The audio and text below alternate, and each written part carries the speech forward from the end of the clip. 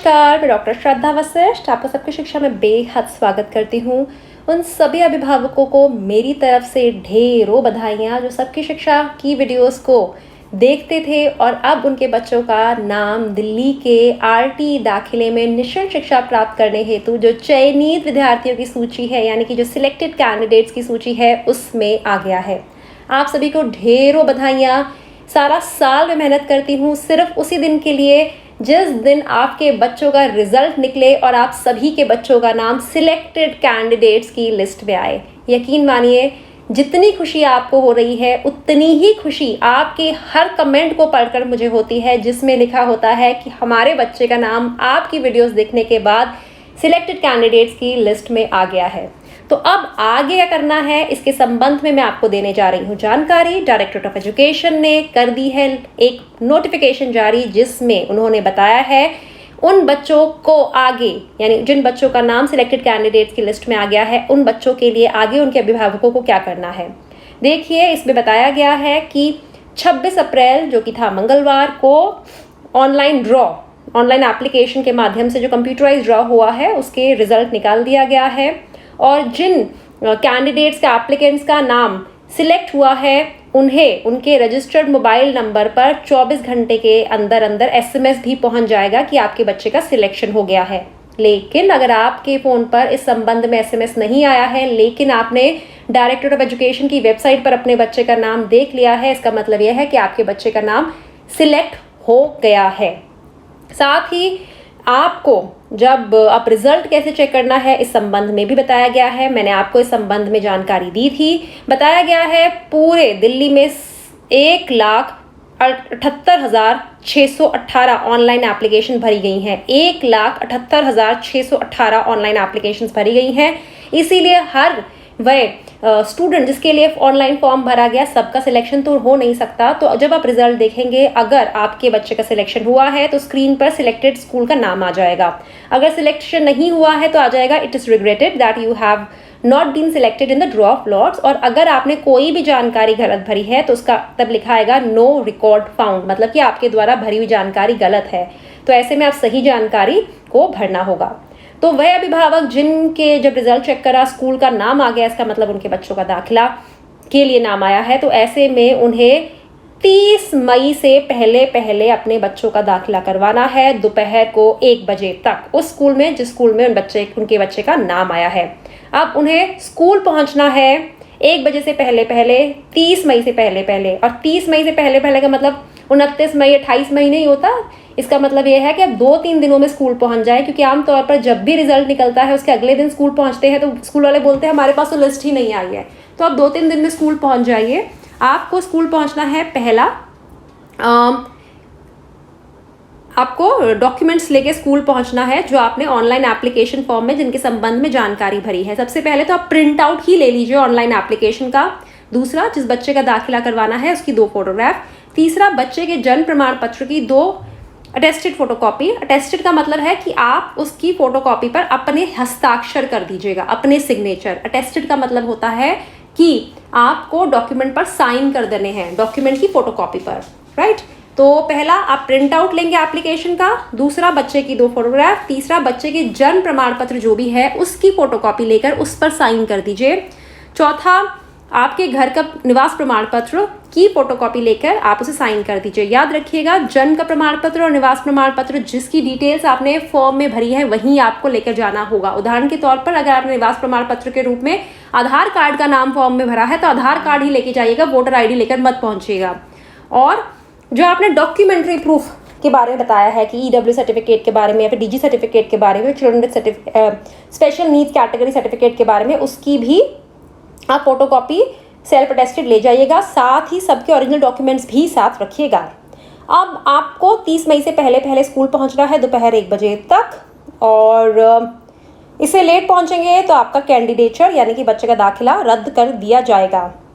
और स्कूल को भी कहा गया है कि वह बच्चों की ऑनलाइन डिटेल्स हैं वह आप स्कूल्स लिंक के माध्यम से, स्कूल्स को भी कुछ लिंक दिए जाएंगे, वह आपकी डिटेल्स चेक कर सकते हैं।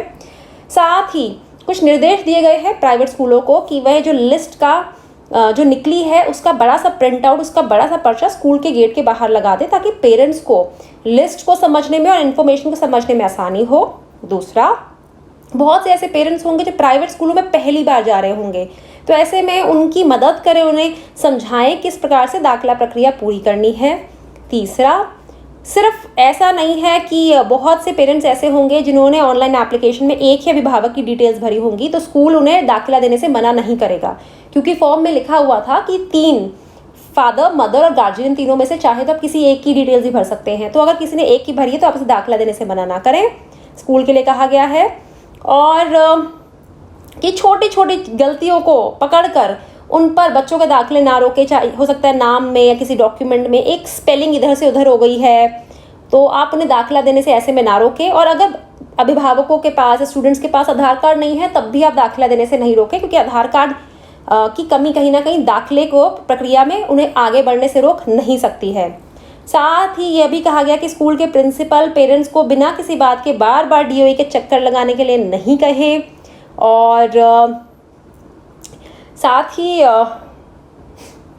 यह भी कहा गया है कि बच्चों को जल्दी से जल्दी स्कूल वाले दाखिले दें, ताकि बच्चे जल्दी से दाखिले उन्हें मिले और वे उनकी पढ़ाई शुरू हो जाए। एक बहुत ही महत्वपूर्ण बात कही गई है कि स्कूल वाले बच्चों से फीस नहीं ले सकते। साथ ही स्कूल वालों को बच्चों को free books, free uniform, free writing material देना होगा। हर उस बच्चे को जिसका दाखिला ईडब्ल्यूएस कैटेगरी से हुआ है, डीजी कैटेगरी से हुआ है, children with special needs category से हुआ है, और 30 मई से पहले। और यह भी कहा गया है कि स्कूलों को यह कहा गया है कि बेहतर रहेगा अगर वे एक छोटा सा इंट्रोडक्टरी सेशन पेरेंट्स के साथ, उन सभी पेरेंट्स के साथ रखें जिनके बच्चों का दाखिला आपके स्कूलों में होगा। इंट्रोडक्टरी सेशन के मतलब उन्हें बताया जाए पढ़ाई के बारे में, स्कूल के बारे में, ताकि अभिभावकों को स्कूल की जानकारी थोड़ी ज़्यादा हो। और स्कूल चाहे तो जो अलग अलग बच्चों जो दाखिले से संबंधित कागजात अभिभावक देंगे उनकी जांच कर सकता है।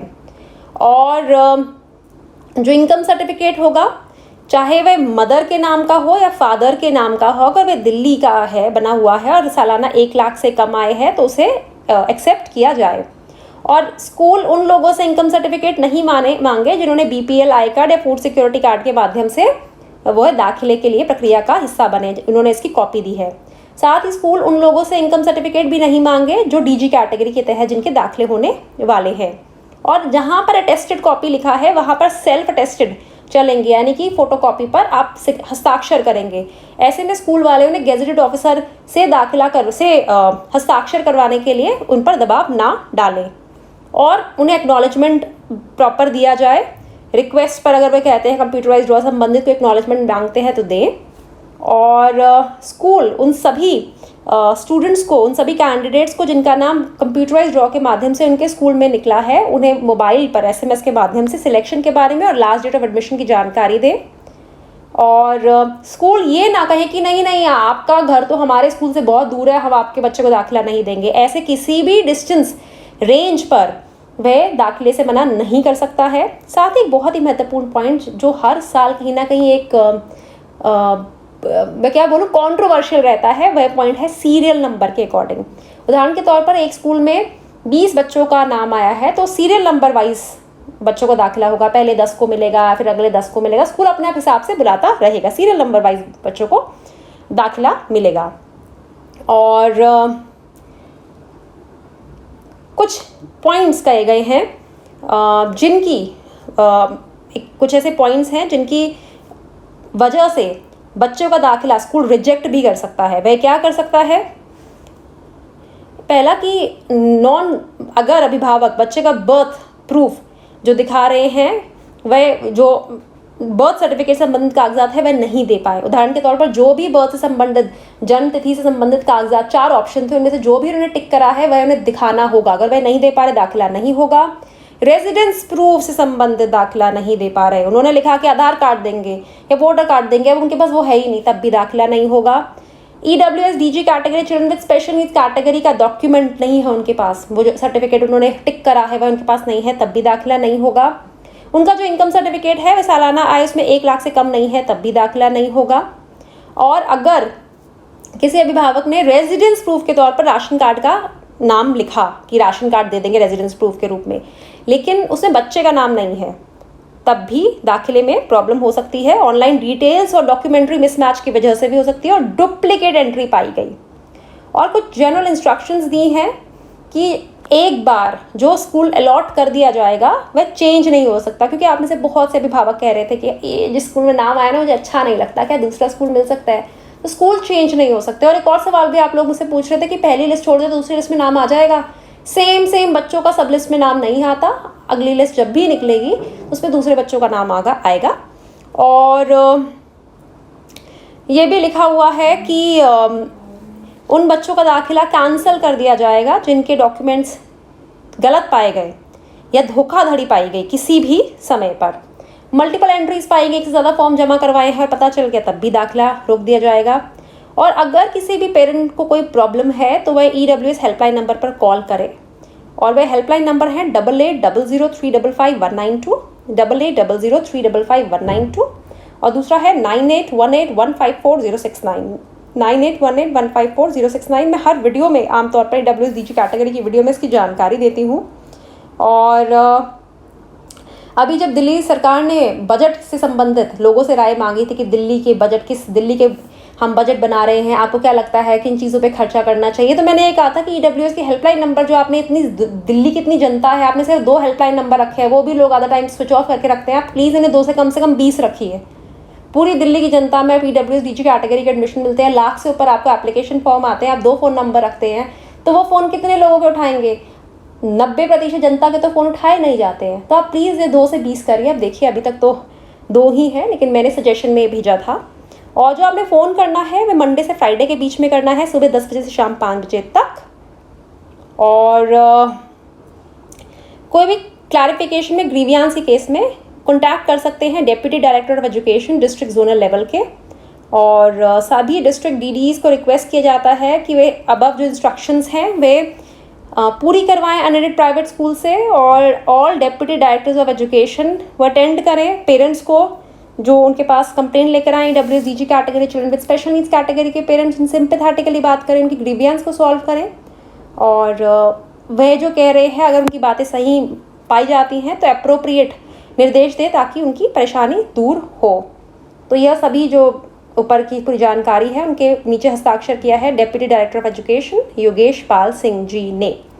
तो यह है एक नोटिफिकेशन जो कि डायरेक्टर ऑफ एजुकेशन ने निकाली है उन सभी बच्चों के लिए और उन सभी स्कूलों के लिए, उन बच्चों के लिए जिनका नाम लिस्ट में आया है, उन स्कूलों के लिए जिन स्कूलों का नाम भी लिस्ट में आया है, ताकि दाखिला प्रक्रिया सुचारू रूप से हो, कोई परेशानी ना हो और अभिभावकों को समझ आ सके कि आगे उन्होंने क्या करना है। और फिर से कहना चाहूँगी, हज़ारों की संख्या में हर साल सबकी शिक्षा के माध्यम से बच्चों का दाखिला होता है। पूरे देश में 2,50,000 से ज़्यादा अभिभावक सबकी शिक्षा के साथ जुड़े हुए हैं। आप भी अपने घर के आस पड़ोस में रहने वाले लोगों, अपने रिश्तेदारों, अपने सगे संबंधी को सबकी शिक्षा के बारे में बताएं। सबकी शिक्षा एक ऐसी मुहिम है जिसकी शुरुआत मैंने घर बैठे करी थी और अब उस मुहिम का हिस्सा पूरा देश है।